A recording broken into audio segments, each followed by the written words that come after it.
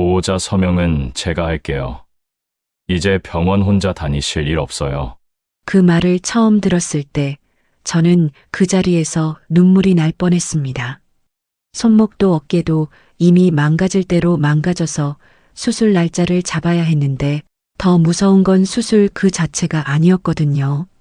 마취에서 깨어나 혼자 천장을 보며 누워 있어야 한다는 사실이요. 그 두려움을 꿰뚫어 본 사람이 있었습니다. 아파트 경비원이던 그 남자였습니다. 반찬통을 주워준 날부터 키오스크 앞에서 접수 종이를 받아들던 날까지 꼭 필요한 순간마다 말없이 제 옆에 서 있었습니다. 그래서 저는 65에 다시 혼인신고를 했습니다. 그런데 2달도 채 안 됐을 때였습니다. 냉장고 문에 붙은 메모가 눈에 들어왔고 시설에서 걸려온 전화가 제 이름을 찾기 시작했습니다. 저는 쉬러 그 집에 들어간 건데 어쩌다 그 집의 보호자가 되어버린 걸까요? 시작 전 구독과 좋아요로 함께 해주시고 어느 지역에서 듣고 계신지 댓글로 한 번씩만 남겨주세요. 그곳에 행복이 닿길 바라겠습니다. 새벽 4시 반이면 눈이 떠졌습니다. 알람보다 먼저요. 몸이 그렇게 길들여져 있었거든요. 몇 년을 그렇게 살았으니까요. 눈을 뜨면 제일 먼저 오른쪽 손목을 쥐어봤어요. 자는 동안 얼마나 굳었는지 확인하는 거였습니다. 손가락이 잘 펴지면 그나마 다행이고 뻣뻣하게 붙어 있으면 파스부터 붙이고 나섰어요. 어깨도 마찬가지였습니다. 팔을 올리다 보면 어느 지점에서 뚝 하고 걸리는 느낌이 오거든요. 그게 오면 그날은 조심해야 한다는 신호였어요. 반찬 가게까지는 걸어서 20분 거리였습니다. 버스를 탈 수도 있었지만 새벽엔 배차 간격이 길어서 그냥 걷는 게 더 빠를 때가 많았어요. 가는 길에 편의점 하나, 세탁소 하나, 빈 점포 2개. 그 길을 몇백 번은 걸었을 거예요. 발이 기억하고 있을 정도로요. 가게에 들어서면 사장이 이미 나와 있었습니다. 저보다 일찍 나오는 사람이었어요. 아침 장사는 7시 전후로 피크가 오거든요. 창거리를 찾아 이른 아침에 오는 단골들이 있었습니다. 그분들을 놓치면 안 됐어요. 저는 반찬통을 닫고 진열을 정리하고 무거운 양념통을 옮기는 일을 맡았습니다. 힘쓰는 일이 제 몫이었는데 하필 그게 손목이랑 어깨를 제일 많이 쓰는 일이었어요. 그걸 알면서도 딱히 방법이 없었습니다. 그 일을 그만두면 생활이 안 됐으니까요. 남편이 떠난 지 4년이 됐습니다. 갑자기였어요. 아침에 밥 먹고 나갔다가 돌아오지 않았습니다. 심근경색이었고 병원에 도착했을 때 이미 늦었다는 말을 들었어요. 그 뒤로 제가 어떻게 살아왔는지는 길게 말하지 않아도 아실 거예요. 아이들은 각자 살기 바빴고 저는 같은 아파트 같은 층 같은 집에서 혼자 새벽을 맞이했습니다. 그 생활이 길어지면 길어질수록 몸이 먼저 버텨주질 않더라고요. 병원에 처음 간 건 손목이 너무 아파서였는데 진단을 받고 나서는 오히려 더 막막해졌습니다. 회전근개 파열이랑 손목 힘줄 손상이 같이 왔다고 했어요. 더 미루면 회복이 훨씬 길어진다는 말도 들었습니다. 수술을 해야 한다는 건 알겠는데 수술 동의서에 적힌 보호자 연락처 칸이 문제였어요. 접수 창구에서 종이를 받아들 때마다 그 칸 앞에서 펜이 멈췄습니다. 딸한테 전화할까? 아들한테 부탁할까? 딸은 멀리 살았고 아들은 전화만 해도 목소리에서 피곤함이 묻어났어요. 미안하다는 말을 먼저 하는 사람한테 또 부탁을 얹기가 어렵더라고요. 그냥 혼자 하면 되지 하고 생각했습니다. 수술도 혼자 가면 되고 퇴원도 혼자 하면 되고 그런데 솔직히 말하면 그게 진짜 무서운 거였어요. 수술 자체보다 수술이 끝나고 집에 돌아와서 천장 보며 혼자 누워 있어야 한다는 게요. 그 장면이 자꾸 머릿속에 그려졌습니다. 비가 오는 저녁이었습니다. 반찬 가게 문을 닫고 나오는데 스테인리스 반찬통 2개랑 장바구니를 양손에 나눠 들었어요. 빗속을 걸어오다 아파트 현관 유리문을 몸으로 밀고 들어서는 순간이었습니다. 손목 힘이 갑자기 풀렸어요. 아무 예고도 없이요. 그냥 툭 손에서 힘이 빠졌습니다. 반찬통 하나가 바닥에 떨어지면서 뚜껑이 열렸고 멸치볶음이 젖은 타일 바닥에 쏟아졌어요. 저는 허리를 숙이지도 못하고 그 자리에 멈춰 섰습니다. 손목이 아파서가 아니라 그냥 그 순간 너무 지쳐 있었거든요. 멸치가 바닥에 흩어지는 걸 보면서 이상하게 아무 생각도 안 들었어요. 그때 경비실 쪽에서 인기척이 났습니다. 말없이 쪼그려 앉아 반찬통을 집어드는 사람이 있었어요. 바닥에 쏟아진 멸치를 통 안에 쓸어 담고 주머니에서 작은 물티슈를 꺼내 타일을 닦았습니다. 제가 뭐라고 하기도 전에 다 해버렸어요. 그러고는 반찬통을 제 장바구니에 얹어주면서 한마디 했습니다. 엘리베이터 같이 타시죠. 한상철이었습니다. 같은 아파트 경비원으로 몇 년을 지냈는데 그 전까지는 그냥 지나치면서 목례 정도 하는 사이였거든요. 엘리베이터 안에서 그 사람은 제 손목 보호대를 한번 보더니 물었어요. 병원에서는 뭐래요? 수술해야 한다고요. 그것뿐이었습니다. 더 묻지도 않았고 뭐라고 위로하지도 않았어요. 층수를 누르고 조용히 서 있었습니다. 그런데 그 짧은 시간이 이상하게 편했어요. 가볍게 넘기지도 않고 과하게 반응하지도 않는 그 태도가요. 그 뒤로 자꾸 마주쳤습니다. 며칠 뒤에는 택배가 쌓여 있는데 제가 상자를 못 들고 있었어요. 어깨 때문에 팔을 들면 걸리는 느낌이 오거든요. 그 사람이 어느새 다가와 상자 2개를 들고 현관 안까지 넣어줬습니다. 아무 말 없이요. 고맙다고 했더니 무거운 건 내려놓으셔야죠 라고만 하고 갔어요. 분리수거장 앞에서는 음식물 봉투를 들고 서 있던 저 대신 봉투를 받아서 통에 넣어줬습니다. 그것도 말없이요. 뭔가 말을 붙이거나 눈길을 끌려는 게 아니었어요. 그냥 보이면 하는 사람처럼 움직였습니다. 어느 날 저녁엔 아파트 벤치에 앉아 진료 예약 확인서를 들여다보고 있었어요. 다음 주 검사 일정이랑 준비사항이 적혀 있었는데 혼자 보고 있으니까 어디서부터 어떻게 해야 하는지 머릿속이 복잡했거든요. 그때 옆에 앉으며 자판기 커피 하나를 내밀었습니다. 검사 오래 하시나 봐요. 받아서 마시면서 저도 모르게 말이 나왔어요. 검사도 검사지만 수술 끝나고가 더 걱정이라고. 혼자 집에 누워있을 생각이 더 무섭다고. 가까운 사람한테도 잘 안 하는 말을 왜 그날은 그렇게 쉽게 했는지 모르겠습니다. 그 사람이 흘려듣지 않는다는 게 느껴져서 그랬던 것 같아요. 그 사람은 잠시 커피를 들고 있다가 말했습니다. 수술보다 무서운 건 끝나고도 혼자 누워 있는 거예요. 제 말을 그대로 받아서 돌려줬는데 이상하게 그게 위로가 됐습니다. 공감해줘서가 아니라 제가 느끼는 걸 정확하게 알고 있는 사람처럼 말해서요. 그 사람도 그런 순간이 있었던 사람이구나 하는 생각이 들었어요. 집에 올라와서도 그 말이 계속 머릿속에 남았습니다. 손목에 파스를 붙이면서요. 내일 새벽에 또 일어나야 한다는 걸 알면서요. 수술 날짜는 아직 안 잡혔고 보호자 연락처 칸은 여전히 비어 있었습니다. 그런데 그날은 그게 조금 덜 무서웠어요. 왜 그랬는지는 그때는 몰랐습니다. 수술 날짜가 잡혔습니다. 정형외과 선생님이 더 이상 미루지 말라고 했어요. 손목 힘줄 상태가 생각보다 빠르게 나빠지고 있다고. 지금 하면 회복이 석 달이지만 한 달만 더 늦으면 그게 2배는 될 수도 있다고 했습니다. 날짜를 듣고 나서 접수 창구에서 수술 동의서를 받아들었는데 보호자 연락처 칸이 또 눈에 들어왔어요.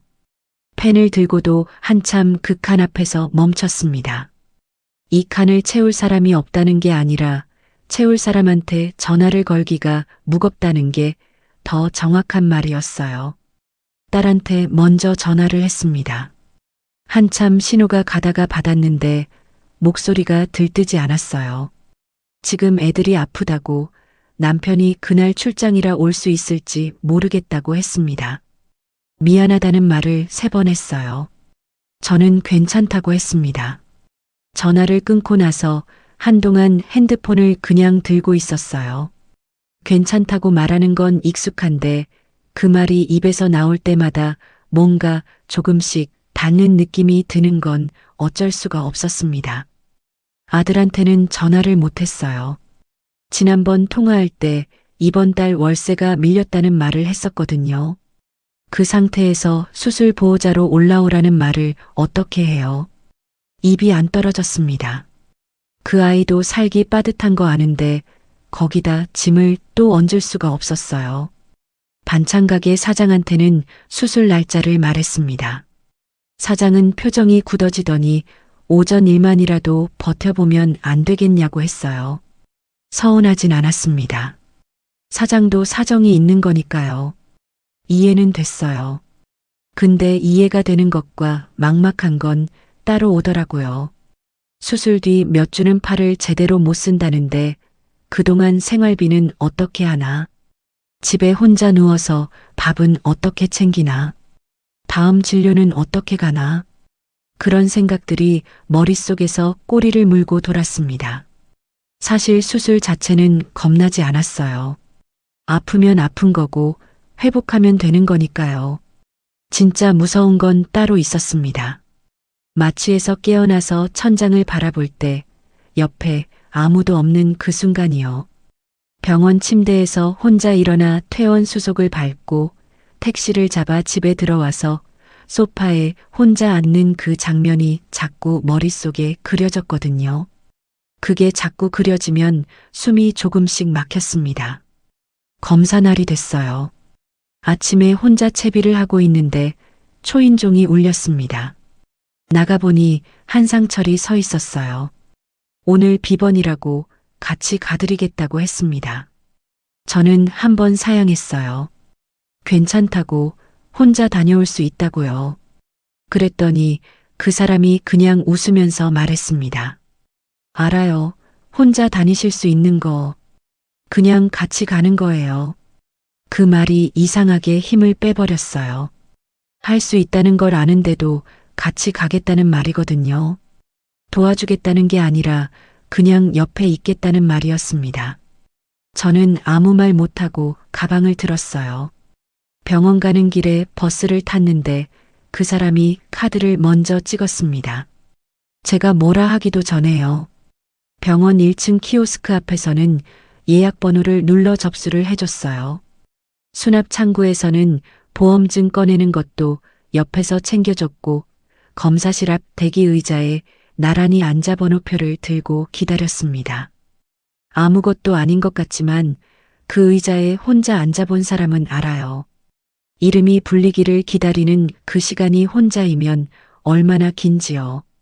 옆에 사람이 있다는 게 그렇게 다를 수가 없었습니다. 검사실 앞에서 종이를 받아들더니 그 사람이 말했어요. 보호자 서명은 제가 할게요. 짧은 말이었는데 저는 그 순간 숨이 막혔습니다. 울컥했어요. 당황스러울 만큼요. 왜 그 말이 그렇게 크게 들렸는지 나중에 생각해 보니까 그 말이 제가 제일 무서워하던 자리를 채워준 말이었기 때문이었습니다.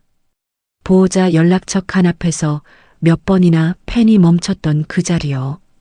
딸한테도 아들한테도 말을 꺼내지 못했던 그 자리를 이 사람은 아무렇지 않게 채워줬어요. 검사가 끝나고 약국을 들렀습니다. 약봉투를 챙겨 나오는데 그 사람이 밥은 먹었냐고 물었어요. 못 먹었다고 했더니 근처 죽집으로 데려갔습니다. 창가 자리에 앉아서 전복죽을 먹는데 따뜻한 게 속으로 들어가면서 그때서야 어깨에서 힘이 빠졌어요. 얼마 만에 밥을 이렇게 앉아서 먹어보나 싶었습니다. 그 사람이 천천히 말을 꺼냈어요. 경비 일을 오래 했다고요. 전에 아픈 가족을 곁에서 오래 챙긴 적이 있는데 그때 혼자 병원 다니는 게 얼마나 힘든지 알게 됐다고 했습니다. 몸이 힘든 게 아니라 옆에 아무도 없다는 게 더 무거운 거라고요.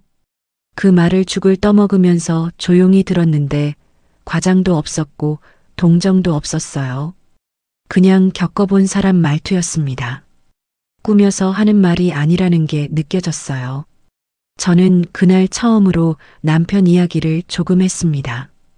갑자기 떠나보내고 나서 얼마나 멍하게 살았는지, 새벽에 일어나 일 나가는 게 그나마 버티는 방법이었다는 것도요. 그 사람은 중간에 끊지 않았어요. 말이 끝날 때까지 그냥 들었습니다. 다 들은 다음에 많이 오래 혼자 사셨네요 라고만 했어요. 그 말이 묘하게 마음을 건드렸습니다. 불쌍하다는 것도 아니고 대단하다는 것도 아닌데 그냥 있는 그대로 받아주는 것 같은 말이었거든요. 그날 이후로 몇 번을 더 봤어요. 병원 경과 들으러 가는 날 또 같이 가줬고 저녁엔 아파트 벤치에 나란히 앉아서 이런저런 이야기를 나눴습니다. 특별한 말이 오간 건 아니에요. 날씨 이야기, 아파트 이야기, 예전에 살던 동네 이야기. 그런데 그 시간이 이상하게 좋았습니다. 오래 혼자 살다 보면 대화 자체가 줄어들거든요. 하루에 몇 마디 안 하고 사는 날이 많아요. 그런데 이 사람이랑 있으면 말이 자연스럽게 나왔습니다. 억지로 채우지 않아도 됐어요. 어느 저녁에 그 사람이 말했습니다. 이제 일 좀 놓으시고 몸부터 챙기세요. 병원도 같이 가드릴 수 있고요.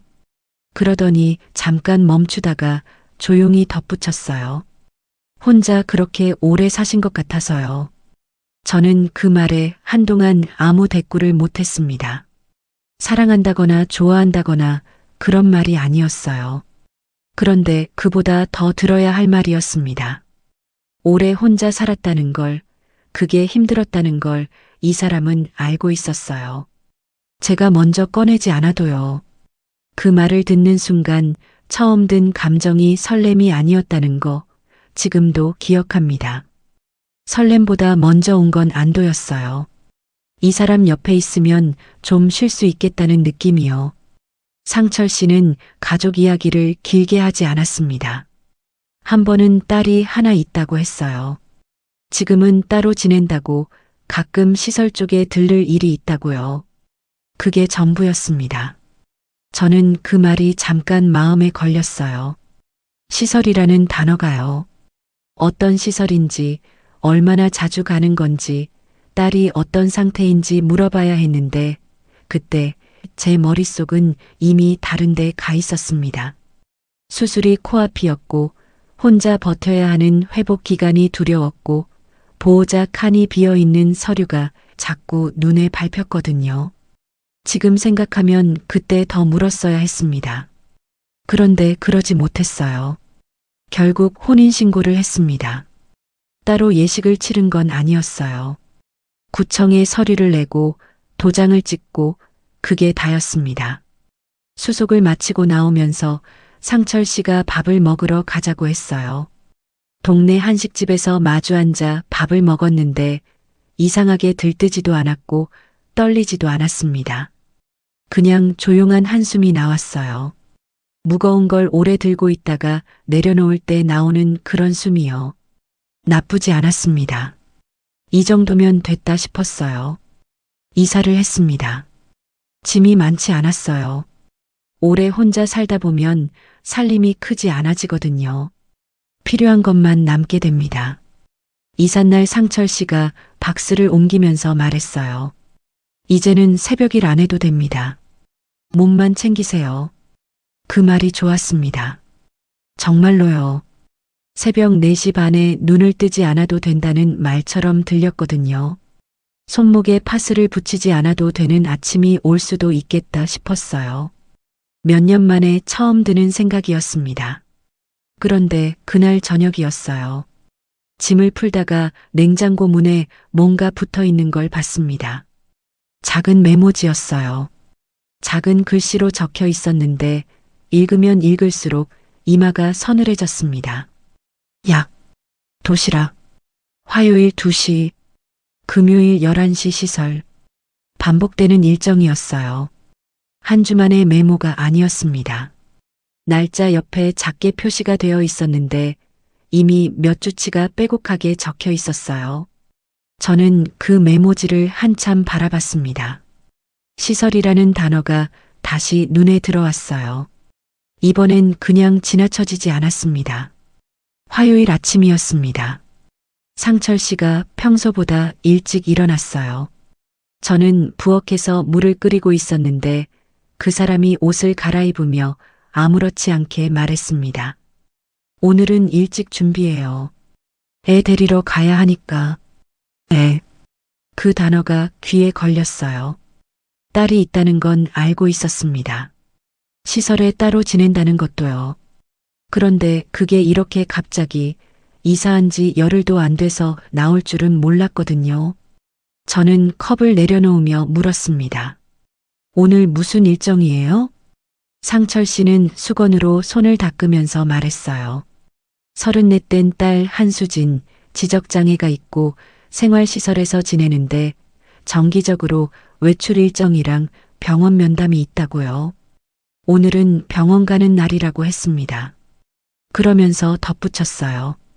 별거 아니에요. 그냥 가끔 얼굴 보고 오는 정도예요. 별거 아니라는 말이 너무 가볍게 나왔습니다. 냉장고 문에 붙어 있던 그 메모가 떠올랐어요. 화요일 2시, 금요일 11시, 약, 도시락. 그게 별거 아닌 일정처럼 보이지는 않았거든요. 그런데 그 순간 저는 아무 말도 하지 않았습니다. 이제 막같이 살기 시작한 사이였고 따지듯 묻는 게 맞는 것 같지 않았어요. 그냥 채비를 했습니다. 시설은 버스로 30분 거리였어요. 가는 내내 상철 씨는 말이 없었습니다. 저도 말을 꺼내지 않았어요.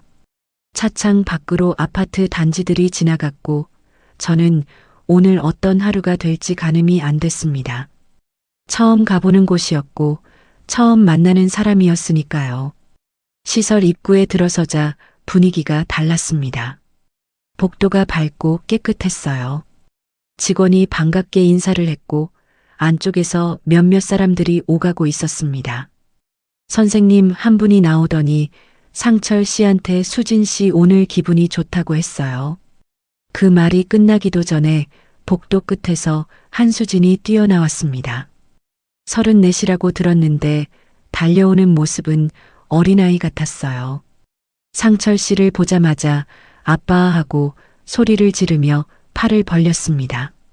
상철 씨가 등을 두드려줬어요. 수진 씨는 그러다가 갑자기 불안이 올라오는지 상철 씨 팔을 세게 붙잡고 놓지 않았습니다. 눈이 빠르게 움직이더니 제 쪽을 봤어요.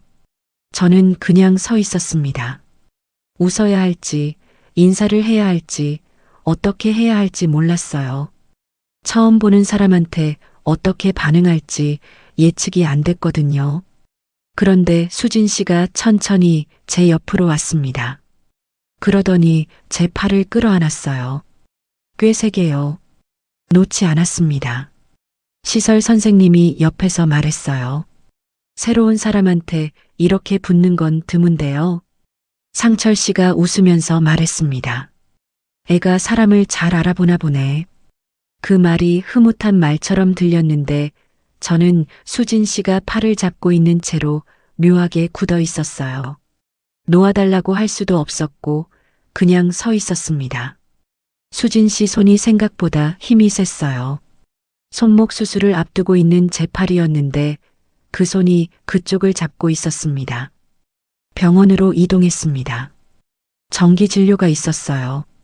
상철 씨는 차를 몰았고 수진 씨는 뒷좌석에서 제 옆에 앉았습니다. 가는 내내 제 소매를 만지작거렸어요. 저는 가만히 있었습니다. 병원 대기실에 앉았는데 수진 씨가 자꾸 일어나려고 했어요. 번호가 불리기까지 기다려야 하는데 가만히 있는 걸 힘들어 했습니다. 상철 씨는 접수 창구 쪽에 서 있었어요. 자연스럽게 제가 옆에서 달래게 됐습니다. 손을 잡아줬고 괜찮다고 했어요. 수진 씨가 좋아하는 과자가 가방에 있다고 상철 씨가 말해줘서 꺼내줬습니다. 그게 효과가 있었어요.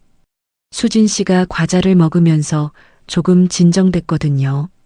진료실에서 나온 의사 선생님이 보호자한테 설명을 해줬습니다. 약 용량 조정에 대한 이야기였어요. 상철 씨는 서류를 들고 있었고 선생님은 자연스럽게 저를 보며 말했습니다. 제가 옆에 서 있었으니까요. 저는 얼떨결에 고개를 끄덕였어요. 나중에 약국에서 약봉투를 받아든 것도 저였습니다. 상철 씨가 수납을 하는 동안 약사가 복약 설명을 해줬는데 그것도 제 쪽을 보고 했어요. 점심을 먹으러 근처 식당에 들어갔습니다. 수진 씨는 낯선 공간에서 또 불안해했어요. 메뉴판을 보면서 뭘 먹어야 할지 몰라 했고 수저를 놓는 것도 어색해했습니다. 상철 씨는 자리에 앉아 핸드폰을 꺼냈어요. 저는 수진 씨 옆에 앉아 수저를 쥐어줬습니다. 밥을 먹을 때 한쪽으로 흘리지 않게 옆에서 봐줬어요. 물도 따라줬습니다. 그 일이 자연스럽게 제 손으로 넘어와 있었어요. 누가 시킨 것도 아닌데요. 밥을 다 먹고 나오는 길에 상철 씨가 말했습니다. 처음인데도 잘하시네. 애가 당신을 잘 따르네. 칭찬처럼 들렸어요. 그런데 이상했습니다. 칭찬인데 기분이 좋지 않았거든요. 잘한다는 말이 앞으로도 이렇게 하면 된다는 말처럼 들렸어요. 오늘 같은 하루가 앞으로도 계속된다는 걸 전제로 한 말처럼요. 저는 아무 말도 안 했습니다. 그냥 웃었어요. 집으로 돌아오는 차 안에서 수진 씨는 잠들었습니다. 상철 씨가 말했어요. 오늘 수월했어. 당신이 있으니까. 그 말도 칭찬이었습니다. 그런데 저는 그 말을 들으면서 창밖을 봤어요. 수월했다는 게 자기가 수월했다는 말이잖아요. 제가 편했냐는 말은 없었습니다. 집에 들어오니 늦은 오후였어요. 수진 씨를 시설에 데려다 주고 온 뒤라 이미 저녁 시간이 가까웠습니다. 저는 주방에 서서 손목에 파스를 새로 붙였어요. 오늘 수진 씨 손을 잡고 달래면서 손목을 꿰었거든요. 식탁 아래를 보니 수진 씨가 먹다 남긴 과자 봉지, 약봉투, 물티슈, 갈아입힌 옷가지가 쌓여 있었습니다. 치우지 않은 채로요. 상철 씨는 소파에 앉아 TV를 켰어요. 그러더니 말했습니다. 당신이 있어서 오늘 훨씬 수월했어. 두 번째 듣는 말이었습니다. 아까 차 안에서도 똑같은 말을 했거든요. 저는 식탁 아래 물건들을 주워 담으면서 생각했어요. 오늘 하루 동안 제가 한 일을 순서대로 떠올려 봤습니다. 대기실에서 수진 씨를 달랬고, 과자를 꺼내줬고, 약봉투를 받아들었고, 복약 설명을 들었고, 밥을 먹일 때 옆에서 봐줬고, 식탁 아래 물건을 치웠습니다. 상철 씨가 한 건 접수 서류를 들고 결제를 하고 차를 운전한 것이었어요. 저는 파스를 붙인 손목을 내려다봤습니다. 이 손으로 수술을 해야 한다는 걸 오늘도 까맣게 잊고 있었어요. 그때였습니다. 며칠 뒤 시설에서 전화가 왔어요. 모르는 번호였는데 받자마자 밝은 목소리가 들렸습니다. 어머님, 수진 씨 다음 주 병원 일정 바뀌어서요. 목요일 오전 10시로 변경됐거든요. 확인 부탁드려도 될까요? 저는 말을 잇지 못했어요. 어머님, 전화를 끊고 나서 한참 핸드폰을 쥐고 있었습니다. 저는 수진 씨 어머니가 아니에요. 법적으로도 아니고 관계상으로도 아니에요. 결혼한 지 몇 주도 안 됐는데 시설에서는 이미 저를 그렇게 부르고 있었습니다. 누가 그렇게 알려준 걸까요? 아니면 그냥 그렇게 된 걸까요? 저는 그 대답을 그날은 못했어요. 하지만 그 전화 한 통이 뭔가 이미 정해진 게 있다는 걸 알려줬습니다. 제가 모르는 사이에요. 시설에서 오는 전화가 이제 제 번호로 왔습니다. 처음엔 한 번이었어요. 다음 주 병원 일정 변경 확인이요. 그 다음엔 약 수령 관련 안내였습니다. 그 다음엔 보호자 면담 일정 조율이었어요. 전화가 올 때마다 상대방은 자연스럽게 저를 어머님이라고 불렀고 저는 그때마다 뭔가 말을 하려다가 그냥 넘겼습니다. 정정하는 게 이상한 상황처럼 느껴졌거든요. 전화를 끊고 나면 꼭 찜찜함이 남았어요. 그런데 다음 전화가 오면 또 그냥 받았습니다. 상철 씨한테 말했어요. 시설에서 전화가 자꾸 제 쪽으로 온다고요. 상철 씨는 대수롭지 않게 말했습니다. 내가 일하다 보면 전화를 못 받으니까 당신이 좀 받아줘요. 어차피 별 내용 아니잖아요. 별 내용이 아니라는 말이 그때도 나왔어요. 냉장고 메모를 처음 봤을 때도 시설에 처음 같이 갔을 때도 그 사람은 늘 별거 아니라고 했습니다. 그런데 별거 아닌 일들이 하루하루 쌓이면서 제 하루를 채워가고 있었어요. 약 변경 사항이 생기면 제가 받아 적었습니다. 외출 신청을 할 때도 보호자 확인이 필요하면 제 이름으로 됐어요. 병원 예약 날짜가 바뀌면 제 핸드폰에 문자가 왔고 필요한 물품 안내도 제 쪽으로 들어왔습니다. 냉장고 문 메모도 어느새 제가 직접 고쳐 쓰고 있었어요. 처음엔 확인만 하려고 봤는데 보다 보니 빠진 게 눈에 띄고 그걸 채우고 있는 게 저였습니다. 그러는 사이에 제 수술 날짜 얘기는 뒤로 밀렸어요. 정형외과에서 다시 연락이 왔습니다. 수술 전 마지막 검사를 해야 한다고 날짜를 잡아야 한다고요. 저는 상철 씨한테 말했어요. 이번 주 아니면 다음 주 안에 검사를 받아야 한다고요. 상철 씨가 말했습니다. 지금은 수진 병원부터 봐야지. 다음 주에 다시 잡으면 되잖아요. 다음 주라는 말이 나왔어요. 그래서 기다렸습니다. 다음 주가 됐는데 이번엔 시설 면담이 잡혀 있었어요. 그 다음 주엔 수진 씨 외출 일정이 겹쳤습니다. 그렇게 한 주, 두 주가 지나갔어요. 저는 다시 말했습니다. 손 상태가 계속 이러면 안 된다고 병원에서도 더 미루지 말라고 했다고요. 상철 씨는 소파에 앉은 채로 말했어요. 집에 있으면서 조금 쉬면 괜찮아질걸. 뭘 그렇게 크게 봐요? 크게 본다는 말이었습니다.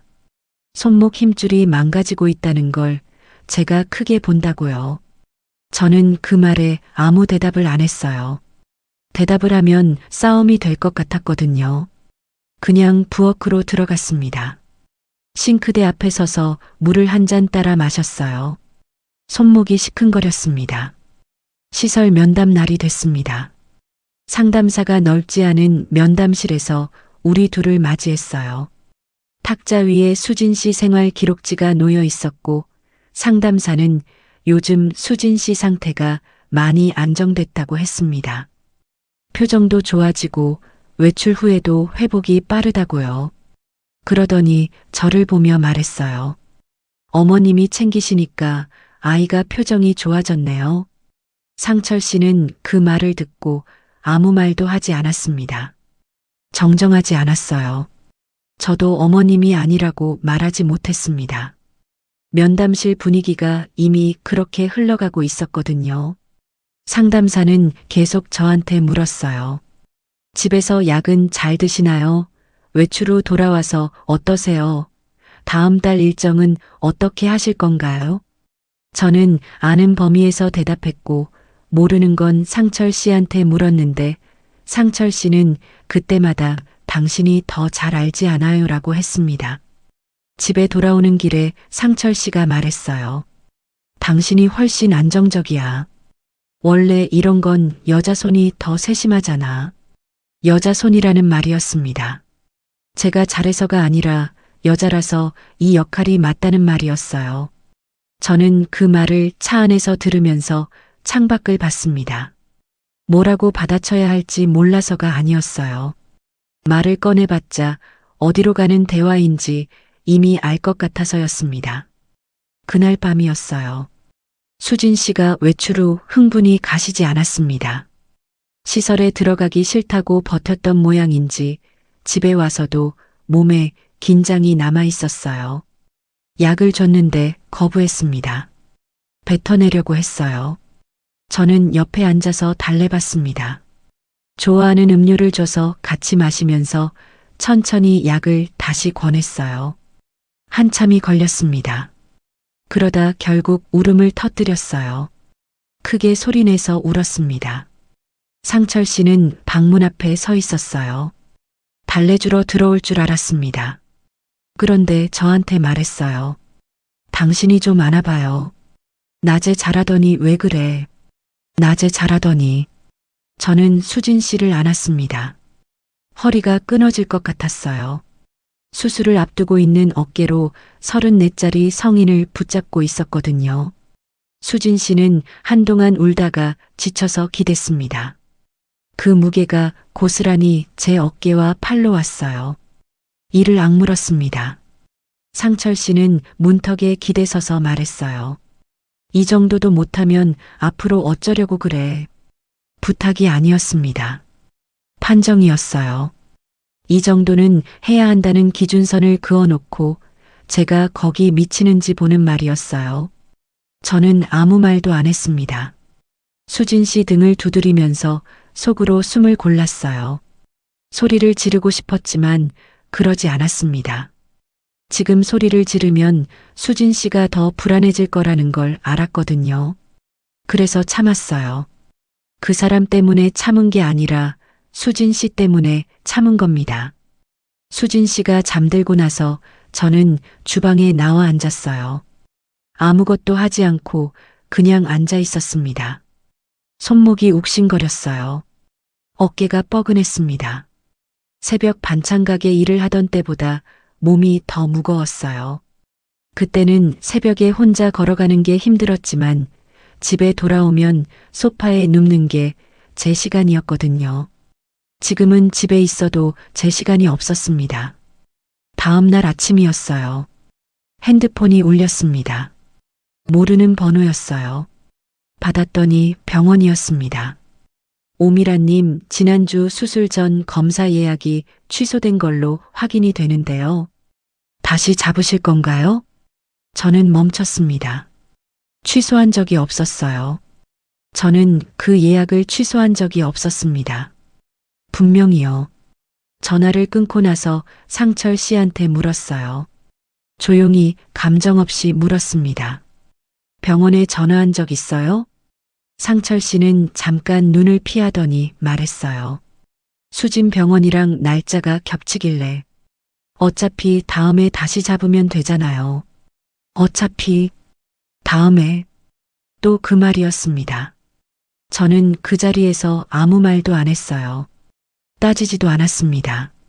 그런데 속에서 뭔가 선이 그어지는 느낌이 들었어요. 차갑고 얇은 선 하나가요. 이 사람은 물어보지 않았습니다. 제 수술 날짜를 본인이 취소하면서 저한테 한마디도 하지 않았어요. 당연하게요. 그게 당연한 것처럼요. 저는 부엌으로 들어가 물을 한 잔 따랐습니다. 손이 조금 떨렸어요. 그날 이후로 저는 말수를 줄였습니다. 일부러 그런 건 아니었어요. 말을 꺼낼 때마다 어디선가 막히는 느낌이 들었거든요. 뭔가를 말하면 별거 아니라는 말이 돌아오거나 당신이 크게 본다는 말이 나오거나 아니면 그냥 무시됐습니다. 그러다 보니 입을 여는 게 점점 무거워졌어요. 말하지 않는 게 더 편해졌습니다. 그게 편한 건지 포기한 건지는 그때는 잘 몰랐어요. 집안에서 제 하루는 정해져 있었습니다. 아침에 일어나면 수진 씨 관련 일정을 확인했어요. 이번 주 병원이 있는지, 시설에서 요청한 물품이 있는지, 약통이 부족하지는 않은지요. 그걸 확인하고 나서 장을 봤습니다. 수진 씨가 먹을 수 있는 것들을 따로 챙겼어요. 집으로 돌아와서는 다음 외출 때 입힐 옷을 골라뒀고 패드와 여분 옷가지를 가방에 넣어뒀습니다. 시설에 넣어보낼 물품 목록을 적어서 상철 씨한테 건네면 상철 씨는 확인도 잘 안 하고 그냥 받아서 차에 실었어요. 돌아오는 말은 늘 부족하다는 쪽이었습니다. 밥이 늦으면 왜 이렇게 늦냐고 했어요. 약봉투 정리가 헷갈리면 혼자 살던 습관을 못 버렸다고 했습니다. 시설 선생님한테 대답을 제대로 못하면 당신이 원래 좀 답답하지 않냐고 했어요. 한 번은 수진 씨 외출 일정을 정리한 메모를 잘못 썼는데 상철 씨가 그걸 보고 말했습니다. 이것도 제대로 못해요 하고요. 저는 그 말을 듣고 잠깐 손이 멈췄어요. 틀린 건 맞는데 그 말이 틀린 것에 대한 말이 아니라 제 전체에 대한 말처럼 들렸거든요. 그런 말들이 쌓였습니다. 하루에 한 번씩이요. 크지 않은 말들이었어요. 소리를 지른 것도 아니고 욕을 한 것도 아니었습니다. 그런데 작은 말들이 매일 쌓이면 어떻게 되는지 그때 처음 알았어요. 아침에 눈을 뜨면 오늘은 또 어떤 말을 들을까 하는 생각이 먼저 들었습니다. 그게 하루를 시작하는 첫 번째 감정이 됐어요. 어느 날이었습니다. 반찬가게 사장한테서 문자가 왔어요. 잘 지내냐고, 몸은 좀 어떠냐고요. 저는 잠깐 핸드폰을 들고 앉아 있었습니다. 오랜만에 제 안부를 묻는 사람이 있었거든요. 답장을 하면서 수술 끝나면 오전 한두 시간만 다시 나가볼까 싶다는 말을 썼어요. 보내고 나서 조금 후련했습니다. 그 생각이 꽤 오래전부터 있었는데 누군가한테 처음 꺼낸 거였어요. 그런데 그 통화를 상철 씨가 들었습니다. 저는 부엌에서 전화를 했는데 상철 씨가 거실에서 다 들은 거예요. 그날 저녁 밥을 먹다가 상철 씨가 수저를 내려놓으면서 말했습니다. 내가 일하지 말고 살라 했는데 아직도 밖에 나갈 생각을 해요? 저는 밥을 먹다가 멈췄어요. 오전 잠깐만이라도 하면 좋을 것 같아서요. 몸도 좀 움직여야 하고. 상철 씨 표정이 굳어졌습니다. 말투가 바뀌었어요. 지금 나랑 사는 게 못 믿어서 그래요? 내가 뭘 못해줘서요? 제가 밖에 나가고 싶다는 게 상철 씨를 못 믿는다는 말로 연결됐습니다. 저는 그게 아니라고 했어요. 그냥 일이 좋아서 몸을 쓰는 게 익숙해서 그렇다고요. 상철 씨는 목소리를 낮추면서 말했습니다. 당신 같은 사람 내가 데려와서 사람 만들어주는 건데 왜 자꾸 밖으로 나가려고 해요? 당신 같은 사람 데려와서 사람 만들어준다. 저는 그 말을 듣고 밥상 앞에 앉아 있었습니다. 숨이 잠깐 막혔어요. 뭔가 말을 해야 할 것 같은데 어떤 말을 해야 할지 머릿속이 하얘졌습니다. 그냥 조용히 밥을 마저 먹었어요. 그게 제가 할 수 있는 전부였습니다. 그날 밤이었어요. 잠이 안 와서 물을 마시러 나왔다가 장롱 아래칸이 눈에 들어왔습니다. 뭔가 이상했어요. 분명히 거기 있어야 할 것들이 없었거든요. 문을 열어봤습니다. 반찬가게 앞치마가 없었어요. 시장에서 달고 다니던 명찰도 없었습니다. 제가 오래 쓰던 것들이었어요. 낡긴 했지만 버릴 생각을 한 번도 한 적이 없는 것들이었는데요. 상철 씨한테 물었습니다. 장롱 아래칸에 있던 거 어디 갔어요? 상철 씨는 자다가 눈을 뜨더니 말했어요. 그런 건 이제 필요 없을 줄 알고 버렸어. 버렸어. 그 말이 귀에 박혔습니다. 허락도 없었고 설명도 없었어요. 제 물건을 제 허락 없이 버린 겁니다. 그것도 제 일과 연결된 물건을요. 저는 한동안 장롱 앞에 서 있었어요. 화가 나는데 소리가 안 나왔습니다. 목이 잠겼거든요. 그제야 분명히 알았어요. 이 사람은 저를 쉬게 하려고 데려온 게 아니었습니다. 제가 예전에 살던 방식과 연결된 것들을 하나씩 없애고 다른 역할 안에 집어넣으려 한 거였어요. 반찬가게 앞치마가 없어진 건 그냥 물건이 없어진 게 아니었습니다. 제가 일하던 사람이었다는 흔적이 없어진 거였어요. 저는 방으로 들어왔습니다. 불을 켜지 않고 침대 옆 서랍에서 수첩을 꺼냈어요. 조용히 펼쳤습니다. 그리고 적기 시작했어요. 수술 취소 날짜를 적었습니다. 상철 씨가 제 허락 없이 병원에 전화를 넣은 날이요. 시설에서 전화가 온 횟수를 적었어요. 어머님이라고 불린 날부터 시작해서요. 상철 씨가 한 말들을 적었습니다.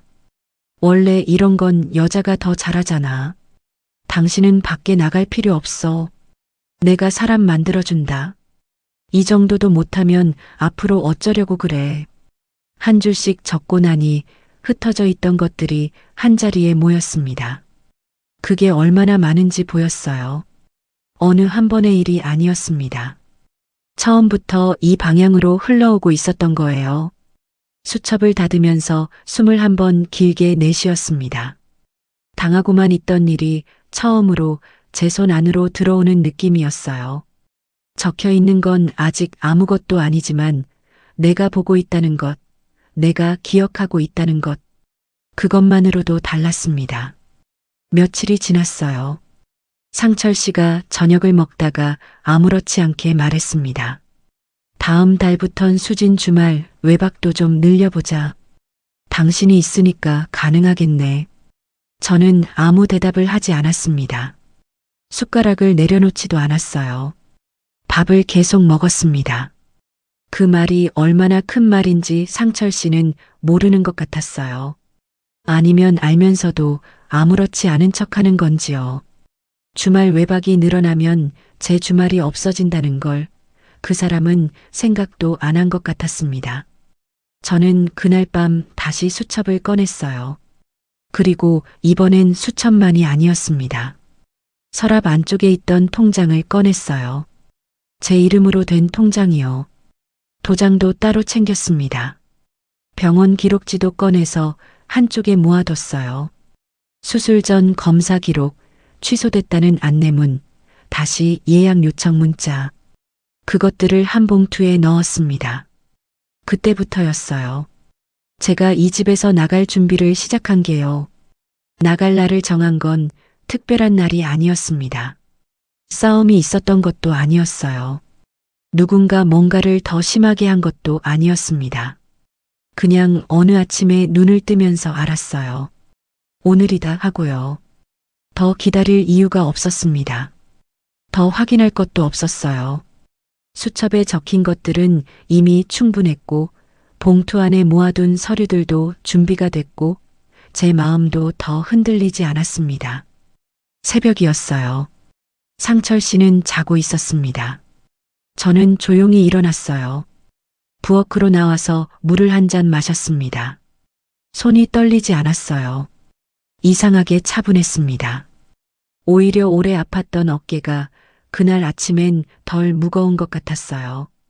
챙길 것들을 미리 봐뒀었습니다. 작은 가방 하나였어요. 옷 몇 벌, 속옷, 세면도구, 통장이랑 도장, 병원 기록 봉투, 수첩. 그게 다였습니다. 가방이 가벼웠어요. 이 집에 들어올 때도 짐이 많지 않았는데 나갈 때는 더 적었습니다. 그게 이상하게 홀가분하기도 했고 씁쓸하기도 했어요. 몇 달을 살았는데 챙길 게 이것밖에 없다는 게요. 나가기 전에 식탁을 봤습니다. 수진 씨 관련 서류 처리 있었어요. 병원 기록, 시설 안내문, 약 복용 일정표. 저는 그것들을 식탁 위 한쪽에 가지런히 모아뒀습니다. 보기 쉽게요. 그 다음엔 남은 약봉투를 종류별로 나눠서 고무줄로 묶었어요. 어지럽게 섞여 있으면 나중에 헷갈리니까요. 싱크대 물기를 닦았습니다. 가스밸브도 확인했어요. 누가 보면 이상하게 볼 수도 있었을 거예요. 나가는 사람이 왜 이런 걸 정리하고 가냐고요. 그런데 저는 그게 자연스러웠습니다. 오래 참고 나오는 사람은 마지막까지 집을 정리하고 나온다는 걸 몸이 알고 있었어요. 화가 나서 나오는 게 아니었거든요. 그냥 제 자리가 여기가 아니라는 걸 알고 나오는 거였습니다. 현관에 섰습니다. 열쇠를 꺼냈어요. 들어올 때 받았던 열쇠였습니다. 잠깐 손 안에서 쥐고 있었어요. 무겁지 않은데 무겁게 느껴지는 것들이 있잖아요. 그 열쇠가 그랬습니다.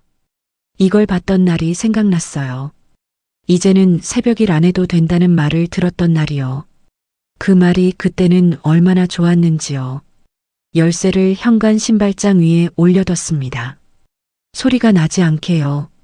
그리고 문을 닫았어요. 복도에 나서자 새벽 공기가 차가웠습니다. 엘리베이터를 기다리면서 아무 생각도 안 했어요. 그냥 서 있었습니다. 엘리베이터가 열리고 닫히고 1층에 내렸어요. 아파트 현관 유리문을 밀고 나왔습니다. 처음 반찬통을 떨어뜨렸던 그 현관이었어요. 그날은 비가 왔었는데 이날은 하늘이 맑았습니다. 새벽 첫 차 시간에 맞춰 나온 거라 정류장에 사람이 없었어요. 저 혼자 서 있었습니다. 버스가 왔어요. 탔습니다. 창가에 앉아서 아파트 건물이 멀어지는 걸 봤어요. 뒤돌아보진 않았습니다. 볼 필요가 없었거든요. 언니 집 작은 방에 짐을 풀었습니다. 언니는 많은 말을 안 했어요. 들어오라고 했고 방을 내줬고 밥을 차려줬습니다. 오래전부터 언니는 그런 사람이었어요. 뭔가를 많이 물어보지 않는 대신 일단 자리를 만들어주는 사람이요. 저는 방에 앉아서 가방을 내려놓고 한동안 그냥 있었습니다. 아무것도 안 했어요. 해야 할 일이 없는 시간이 오랜만에 왔거든요. 수진 씨 일정을 확인하지 않아도 됐고, 약봉투를 챙기지 않아도 됐고, 시설에서 오는 전화를 기다리지 않아도 됐습니다. 그 조용함이 낯설었어요. 낯선데 좋았습니다. 며칠 뒤 가정법원 상담을 받았어요. 상담실은 작고 조용한 곳이었습니다. 상담사가 천천히 상황을 물었어요. 저는 준비해온 것들을 꺼냈습니다. 수첩에 적어둔 날짜들, 병원 기록 봉투, 수술 취소 안내문. 상담사가 하나씩 보면서 메모를 했어요. 그 자리에서 저는 또렷하게 말했습니다. 딸이 있다는 게 문제가 아니었다고요. 지적장애가 있는 딸을 둔 게 잘못이 아니라고요. 저는 그 아이를 미워한 적이 없었습니다. 수진 씨는 그냥 자기 삶을 살고 있는 사람이었어요. 문제는 따로 있었습니다. 딸이 있다는 사실을 처음부터 가볍게 말했다는 것. 가끔 들른다는 말로 축소했다는 것. 결혼 후에 병원도 서류도 돌봄도 자연스럽게 제 몫으로 넘겼다는 것. 제가 어머님으로 불리는 걸 바로잡지 않았다는 것. 그러면서 제 수술 날짜를 묻지도 않고 취소했다는 것. 밖에 나가고 싶다는 말에 당신 같은 사람을 데려와 사람 만들어준다는 말을 했다는 것. 그 말을 상담실에서 처음부터 끝까지 다 꺼냈어요. 말하면서 목이 잠기지 않았습니다. 울지도 않았어요. 그냥 또렷했습니다. 이 말들이 제 입에서 나오는 순간 제 안에서 정리가 됐어요. 흩어져 있던 것들이 하나의 문장이 되는 느낌이었습니다. 딸이 문제가 아니었다. 그 사실을 이용해 제 삶을 그 자리에 넣은 사람이 문제였다. 상담사가 말했어요. 절차를 설명해 줬습니다. 숙려기간이 있고 조정 과정이 있고 그 뒤에 이혼이 확정된다고요. 저는 고개를 끄덕였습니다. 서두르지 않았어요. 그 과정이 필요한 거라면 밟으면 됐습니다. 숙려기간 동안 저는 병원에 먼저 갔어요. 정형외과에 전화를 해서 수술 날짜를 다시 잡았습니다. 담당 선생님이 얼마나 됐냐고 물었어요. 몇 달 됐다고 했더니 잠깐 말이 없었습니다. 그러더니 최대한 빨리 잡아보겠다고 했어요. 수술 전 검사를 다시 받았습니다. 이번엔 아무도 취소하지 않았어요. 제가 직접 잡은 날짜였으니까요. 대기실에 혼자 앉아서 번호를 기다렸는데 이상하게 그게 외롭지 않았습니다. 무거웠던 게 아니라 내 것이었으니까요. 반찬 가게 사장한테도 전화를 했어요. 오전 일부터 다시 시작할 수 있겠냐고 물었습니다. 수술 끝나고 손이 괜찮아지면요. 사장은 잠깐 있더니 말했어요. 손 괜찮을 만큼만 해요. 천천히 해도 돼요. 그 말을 듣는 순간 가슴이 먹먹했습니다. 울컥했어요. 이상하죠? 별거 아닌 말인데요. 근데 오랫동안 부족하다는 말만 들어왔던 귀에 천천히 해도 된다는 말이 그렇게 크게 들어올 줄 몰랐어요. 누군가의 통제가 아니라 처음 받아보는 배려였습니다. 그게 이렇게 다른 거였어요. 이혼이 확정됐습니다. 서류에 도장을 찍고 나왔을 때 하늘이 흐렸어요. 비가 올 것 같았습니다. 그런데 이상하게 기분이 나쁘지 않았어요. 무너진 게 아니라 끝낸 거였으니까요. 끝냈다는 게 이런 느낌이구나 싶었습니다. 원룸을 구했어요. 작고 낡은 방이었습니다. 창문이 하나 있었고 햇빛이 오후에 잠깐 들어왔어요. 보증금을 내고 계약서에 서명했습니다. 제 이름을 쓰는데 손이 안 떨렸어요. 오미란. 제 이름이요. 누가 대신 결정해 주는 게 아니라 제가 고른 방이었습니다. 제가 낸 보증금이었어요. 제 이름으로 된 계약서였습니다. 문을 처음 닫았을 때였어요. 아무것도 없는 방이었는데 문을 닫는 순간 숨이 편해졌습니다. 이상하게요. 넓지 않고 낡았는데 그 방 공기가 달랐어요. 아무도 없는 대신 아무도 없는 거였습니다. 저를 부족하다고 할 사람이 없었어요. 제 물건을 버릴 사람이 없었습니다. 어머님이라고 부르는 전화가 오지 않았어요. 그냥 조용했습니다. 다음날 새벽에 눈이 떠졌어요. 오래된 습관이라 어쩔 수 없었습니다. 4시 반쯤이었어요. 천장을 보다가 일어났습니다. 부엌에서 밥을 데웠어요. 혼자 앉아서 먹었습니다. 아무도 늦는다고 하지 않았고 아무도 부족하다고 하지 않았어요. 그냥 제가 먹고 싶을 때 먹었습니다. 앞치마를 꺼냈어요. 새로 산 거였습니다. 예전 것은 버려졌으니까요. 반듯하게 접어서 가방에 넣었습니다. 수술이 끝나면 오전에 나가기로 한 거였어요. 천천히 해도 된다는 말을 들은 그 일터로요. 지갑을 열었습니다. 안쪽에 병원 예약 카드를 넣었어요. 수술 날짜가 적혀 있었습니다. 제가 직접 잡은 날짜요. 누가 취소할 수 없는 일정이었습니다. 누가 대신 정할 수 없는 시간이었어요. 저는 그걸 보면서 알게 됐습니다. 저를 살린 건 누군가의 보호가 아니었어요. 병원 동행도 보호자 서명도 아니었습니다. 그 모든 게 고마웠던 건 맞아요. 그런데 그게 저를 살린 게 아니었습니다. 저를 살린 건 이거였어요. 늦었지만 제 이름으로 제 시간을 돌려놓은 것. 그것뿐이었습니다. 끝까지 들어주셔서 감사합니다. 구독과 좋아요는 다음 이야기를 이어갈 힘이 됩니다. 그리고 주인공에게 한 줄 응원을 댓글로 남겨주시면 그 마음까지 함께 전해두겠습니다.